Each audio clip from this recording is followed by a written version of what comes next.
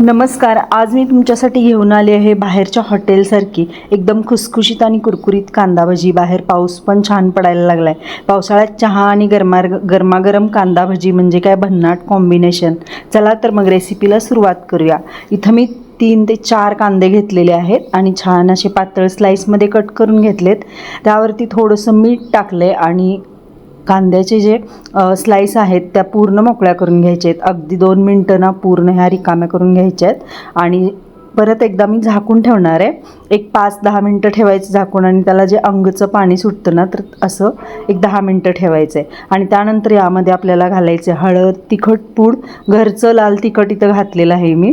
आणि त्यानंतर मग मीठ वगैरे तर अगोदरच घातलेलं आहे. आता हा ओवा आहे तो ओवा हातावरती चोळून घालायचा म्हणजे त्याचा वास चांगला भजीला लागतो आणि पोट बिघडण्यासाठी सुद्धा होत नाही यासाठी. आता हे सगळं मिक्स करून घ्यायचं आणि यानंतर यामध्ये घालायचं आहे डाळीचं पीठ. आता डाळीचे पीठ त्यामध्ये जेवढं मावेल तेवढं घालायचं आहे. मी बघते इथं किती मावणार आहे ना तेवढंच घालणार आहे. खूप जास्त जर पीठ घातलं तर भजी आपली अशी मऊ पडतात.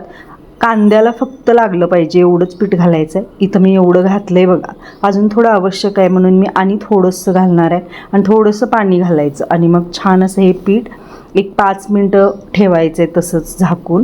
आणि त्यानंतर मग भजी तेलामध्ये सोडून घ्यायचे आहेत. पावसाळा म्हटलं तर गरमागरम भजी सगळ्यांना आवडतात आणि अशी कांदा भजी तुम्ही नक्की करून बघा. केली नसतील अशा पद्धतीनं तर माझ्या पद्धतीनं एकदा नक्की करून बघा. चला तर मग आता तेल गरम करायला मी इथं ठेवलं आहे आणि आता हे पीठ अशा पद्धतीनं भिजलं आहे. आता हे सगळे मी भजे सोडून घेते तेलामध्ये. कोणाकोणाला भजी पाऊस पडताना खायला आवडतात ते नक्की कमेंट करून मला सांगा. आता भजी उलटी पलटी करून ही छान भाजून घ्यायची, तळून घ्यायची आणि मग त्यानंतर घरच्या सगळ्यांना बोलवायचं. मस्त अशी गरमागरम भजी पार्टी. छान आहे ना बेत, एकदम मस्त खुसखुशीत असा. कांदा खूप जास्त असल्यामुळं भजीला टेस्ट तर चांगली येतेच आणि पिठाचं प्रमाण कमी आहे त्यामुळं खायला पण कुरकुरीत आणि गरमागरम खुसखुशीत भजी चहाबरोबर कॉफीबरोबर एकदम भन्नाट चवीची. तर तुम्ही पण या पावसाळ्यामध्ये अशा भज्यांचा अनुभव नक्की घ्या आणि कमेंट्समध्ये सांगायला विसरू नका की ही मी केलेली भजी कशी वाटली ते. बघा किती छान कलर आला आहे आणि कांदे तरी स्लाईसच्या वरती दिसायला लागलेत. कुरकुरीत तर आवाज येतोयच मला इथं.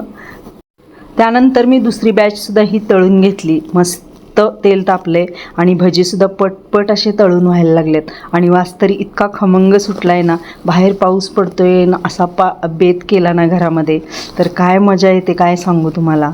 नक्की तुम्हीसुद्धा या पद्धतीची भजी करून बघा आणि कमेंट्समध्ये सांगायला विसरू नका मी आज केलेली भजी कशी झाली ते.